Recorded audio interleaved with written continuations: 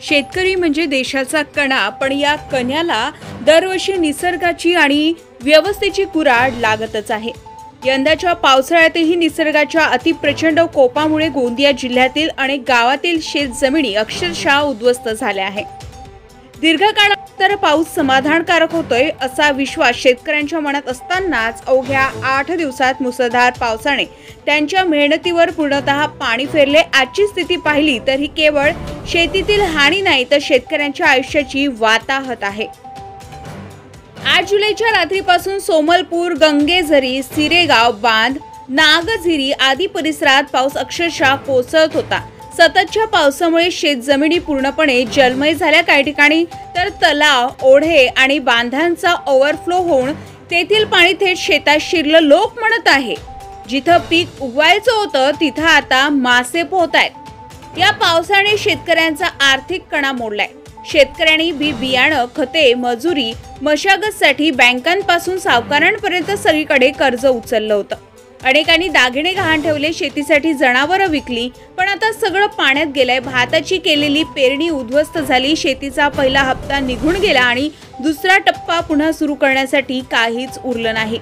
गंगेझरी आणि सिरेगाव मधील बांध ओसंडून वाहू लागले असून पुलावरून पाणी प्रवाह सुरू झालाय। काही गावांमध्ये संपर्क तुटलाय, वाहतूक देखील ठप्प झाली आहे। रस्त्यावरून चालताही येत नाही इतका पूर आहे। शेतीसह घरामध्येही पाणी शिरल्यामुळे जनजीवन विस्कळीत झालंय। लहान मूल, महिला, ज्येष्ठ नागरिक उपासमार सहन करत आहे। या साऱ्या पार्श्वभूमीवर प्रशासन मात्र शांत आहे। ना पंचनामे झालेत, ना कोणतीही अधिकृत मदत पोहोचली आहे। ग्रामपंचायत, तालुका प्रशासन, तहसीलदार कुठेच दिसत नाही। लोक रस्त्यावर आहे, शेतकरी ढसाढसा रडतोय, पण प्रशासनाला याचं गांभीर्य नाही। स्थानिक नागरिकांची एकच मागणी आहे, आमच्या या वेदनांचा आवाज जरा वरच्या पातळीपर्यंत पोहोचवा। आम्हाला मदतीची नाही, जगण्याची गरज आहे। आज या संकटात शासनाने जर वेळेवर मदत केली नाही तर येत्या काळात उपासमार, आत्महत्या, स्थलांतर यासारख्या भयावह गोष्टींना सामोरे जावं लागेल। हे केवळ निसर्गाचं संकट नाही, हे सरकारी दुर्लक्षाचं प्रकरण आहे।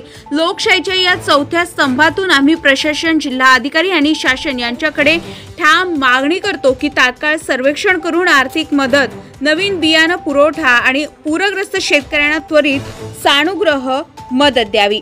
गजा महाराष्ट्र 24 न्यूज करिता आकाश नंदागवळी, गोंदिया, भंडारा।